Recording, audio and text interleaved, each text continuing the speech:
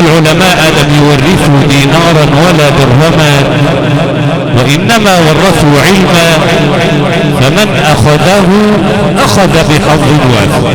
استمعوا لهذه الكلمة من عالم من علماء الأزهر والأوقاف، فضيلة الشيخ مكرم خروج، فليتفضل فضيلته مشكور.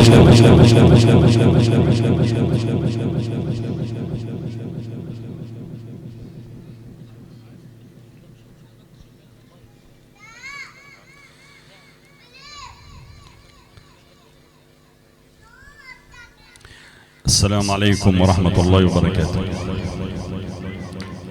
السلام عليكم ورحمة الله وبركاته. الحمد لله العفو الغفور، لا تنقضي نعمه ولا تحصى على مر الدهور. سبقت رحمته غضبه من قبل خلق الأيام والشهور. يتوب على من تاب ويغفر لمن أناب ويجبر المكسور. نحمده تبارك وتعالى حمد القانع الشكور، ونعوذ بنور وجهه الكريم من الكفر والفجور، ونسأله السلامة مما يورث الكلالة أو النفور، ونرجوه أن يعصمنا فيما بقى من أعمارنا، وأن ينور قلوبنا والقبور. وأشهد أن لا إله إلا الله جعل الظلمات والنور، خلق 7 سماوات طباقا ما ترى فيها من تفاوت أو فطور. أنزل من السماء ماء فمنه آبار وأنهار وبحور، وفي الأرض قطع متجاورات منها الخصبة ومنها البور.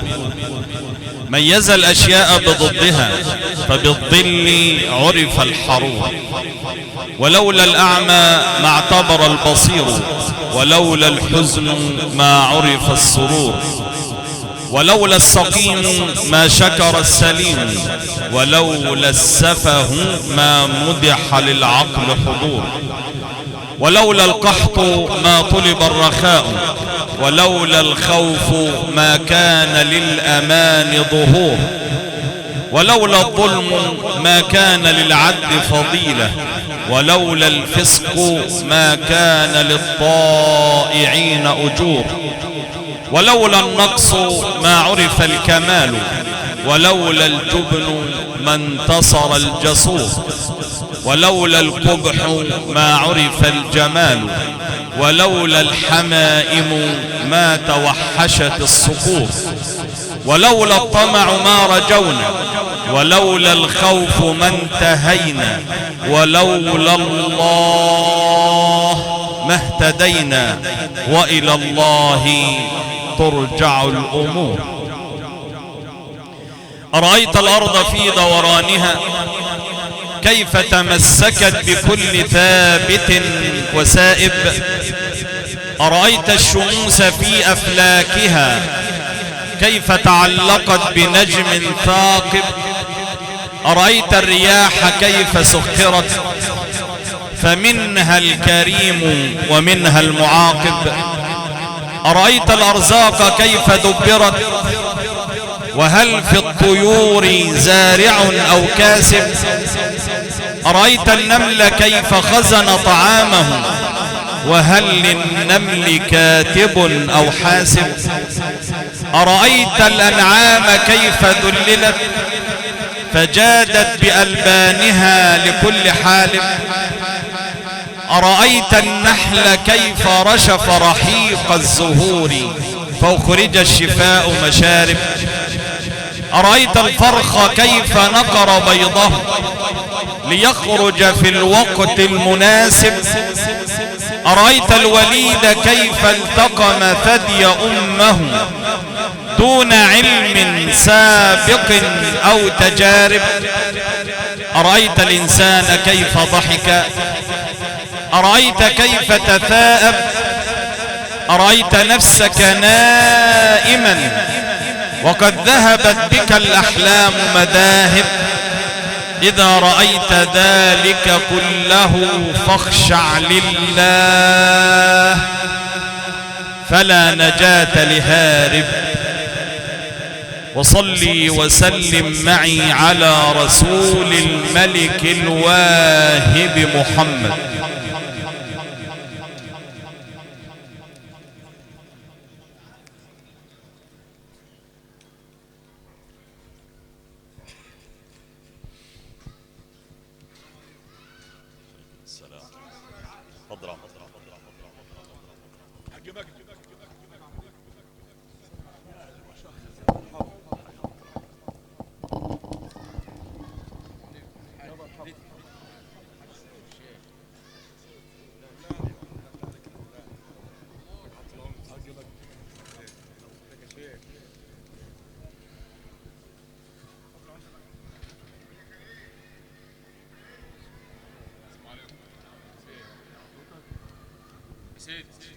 يا حبيبي الله يكرمك، نور والله. طبعا طبعا ده واجب، الله يكرمك حبيبي. مغزى يا سيدي. وصلي وسلم معي على رسول الملك الواهب محمد.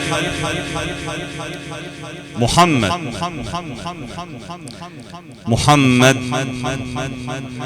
صلى الله عليه وسلم. سل عنه، سل العدول عنه، وسل هل عابه في الحق عائب؟ سل الشهداء عنه هل كانت له في الدنيا مآرب؟ سل صناديد قريش في قليب بدر عن الصادق ومن الكاذب؟ سل السيوف، سل الرماح، هل حملها مثله محارب؟ سل الغار عن الحمامة حيث باضت فأغشت أعينا كانت تراقب؟ سل سراقة عن قوائم حصانه كيف ساخت في الصخر حتى المناكب؟ سل أم معبد كيف سقاها اللبن والشاة مجهدة وعازب؟ سل الشمس، سل القمر عن نور محمد إذ الكل غارب؟ سل الزمان متى توقف، سل المكان كيف تقارب؟ سل المسجد الأقصى عن قرآنه والرسل تسمع والملائكة مواكب؟ سل السماوات السبع هل وطئها قبله راجل أو راكب؟ سل أبوابها كيف تفتحت ومن استقبله على كل جانب؟ سل الملائكة أين اصطفت لتحيته كما تصطف الكتائب؟ سل الروح الأمين لماذا توقف عند الحجاب ومن الحاجب؟ سل سدرة المنتهى عن كأس المحبة من الساقي ومن الشارب؟ يا رب صل على الحبيب المصطفى، يا رب صل على الحبيب المصطفى، أهل الفضائل والمواهب، وعلى الصحب والآل والتابعين عدد ما في الكون من عجائب وغرائب. صلى الله على النبي صلى الله عليه وسلم القائل: أمتي أمة مرحومة. صلى الله على النبي صلى الله عليه وسلم القائل: أمتي لا عذاب عليها في الآخرة، عذاب أمتي الفتن والزلازل والقتل. اللهم احقن دماء المسلمين، اللهم اعز الإسلام وانصر المسلمين، اللهم عليك بأعداء المسلمين. عذاب أمتي الفتن والزلازل والقتل. صلى الله على النبي صلى الله عليه وسلم القائل: ما من نبي إلا وله دعوة مستجابة دعاها فاستجاب الله له إلا أنا ادخرت دعوتي شفاعة لأمتي. صلى الله على النبي صلى الله عليه وسلم القائل: ما من أمة إلا وبعضها في الجنة وبعضها في النار إلا أمتي كلهم في الجنة. صلى الله على النبي صلى الله عليه وسلم. جاءته ملائكة فقال الملك للآخر: اضربوا لصاحبكم هذا مثلا. فقال الملك: إنه نائم. قال: إن العين نائمة ولكن القلب يقظان. اضربوا له مثلا. فقال الملك: إن مثل صاحبكم كمثل رجل ابتنى دارا وجعل في الدار مأدبة وأرسل داعية، فمن أجاب الداعية دخل الدار وأكل من المأدبة، ومن لم يجب الداعية لن يدخل الدار ولن يأكل من المأدبة. قال: أولوها له يفقهها. قال: إنه نائم. قال: إن العين نائمة ولكن القلب يقظان. أولوها له يفقهها. فقال الملك: الدار الجنة والداعي محمد، فمن أجاب محمدا دخل الجنة، ومن لم يجب محمدا لن يدخل الجنة. قال الملك للآخر: زنه. قال: بكم؟ ما هي الناس هتتوزن، ويوم القيامة في وزن لك شخصيا. في ناس ربنا قال عنه: فلا نقيم لهم يوم القيامة وزن ولا حاجة. وفي صحابي الرسول عليه الصلاة والسلام قال عنه: أتعجبون من دقة ساقي؟ إن ساقي عبد الله بن مسعود في الميزان عند الله أثقل من جبل أحد. سيدنا النبي هيتوزن، ما صلى عليه. قال الملك للآخر: زنه. قال: بكم؟ قال: زنه ب10 من أمته. فوزنوني ب10 فوازنتهم. قال: زنه ب100. فوزنوني ب100 فوازنتهم. قال: زنه ب1000. فوزنوني ب1000 فوازنتهم، حتى طاشت الكفة وكادوا أن يتساقطوا علي من الكفة الأخرى. فقال الملك للآخر: دعه، فلو وزناه بالأمة كلها لوزنه. صلى الله على النبي. هذا الحبيب الذي في مدحه شرف، وذكره طيب في سمعي وفي فمي. هذا أبا القاسم المختار من مضر، هذا خير خلق الله كلهم. هذا هو المصطفى خير الورى نسبا، سبحان من خصه بالجود والكرم. هذا الذي لا يقبل الفرض من أحد ولا الأذان بلا ذكر اسمه العلم. صلى الله عليه وسلم. ما أجمل اللقاء وما أطيب الكلام إذا كان عن رسول الله صلى الله عليه وسلم.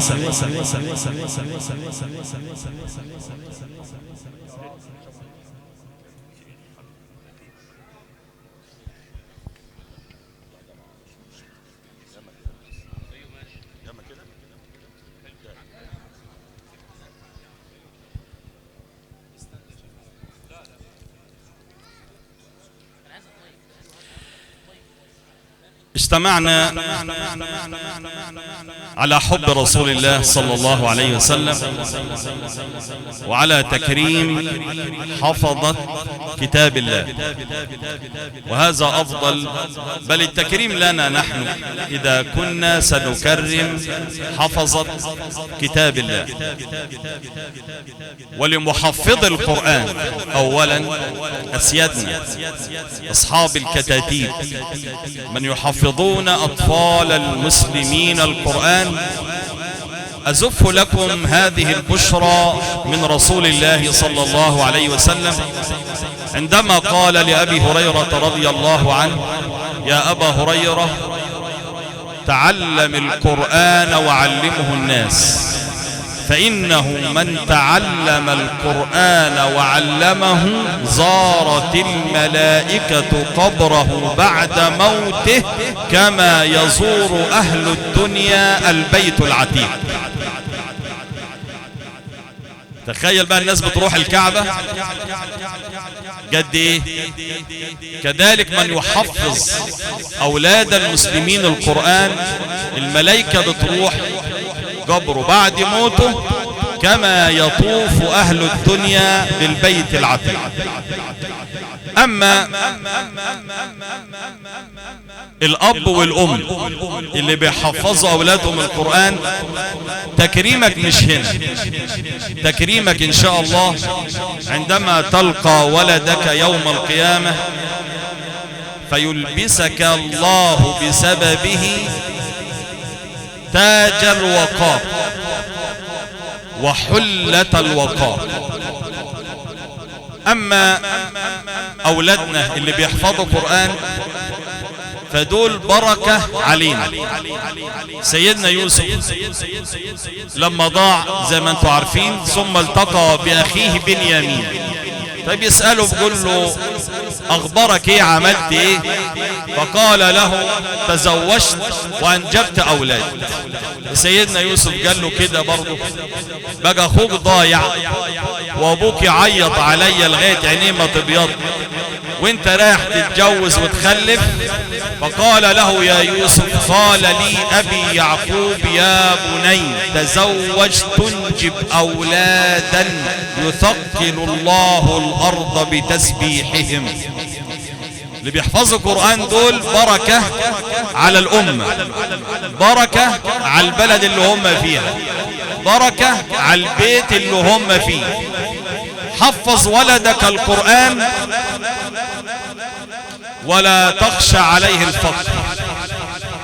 حفظ ولدك القرآن ولا تخشى عليه الجهل. حفظ ولدك القرآن ولا تخشى عليه الإلحاد. حفظ ولدك القرآن ولا تخشى عليه المرض، لأنه محفوظ بحفظ الله، لأن أهل القرآن هم أهل الله وخاصته. إن أردت ولدك عالما فعليك بالقرآن، إن أردته طبيبا فعليك بالقرآن، إن أردته قاضيا يحكم بالعدل فعليك بالقرآن، إن أردته محاميا يدافع عن الحق فعليك بالقرآن، إن أردته ضابط أمن فعليك بالقرآن، إن أردته ضابط جيش يحفظ حدود هذا الوطن، اللهم احفظ مصر وجيشها يا رب العالمين، فعليك بالقرآن، إن أردته عالما فقيها فعليك بالقرآن، إن أردته تاجرا صادقا فعليك بالقرآن، إن أردته صانعا محترفا أمينا فعليك بالقرآن، إن أردته زارعا مزارعا فعليك بالقرآن، إن أردته للدنيا فعليك بالقرآن، وإن أردته للدنيا والآخرة فعليك بالقرآن. اللهم حفظ أولادنا القرآن واجعلهم بركة علينا وعلى أمة النبي محمد صلى الله عليه وسلم. أسأل الله عز وجل الذي جمعنا في هذا المكان على طاعته ومحبته أن يجمعنا في سوق الجنة حول النبي محمد صلى الله عليه وسلم. اللهم عرفني بهذه الوجوه في الجنة، اللهم عرفني بهذه الوجوه في الجنة. اللهم يا من نضرت وجهي بالنظر إلى هذه الوجوه النضرة، نضر وجوهنا جميعا بالنظر إلى وجهك الكريم في الجنة. دعواهم فيها سبحانك اللهم وتحياتهم فيها سلام، وآخر دعوانا أن الحمد لله رب العالمين، وكل عام أنتم بخير. جزاكم الله خيرا، والسلام عليكم ورحمة الله وبركاته. شاكرا.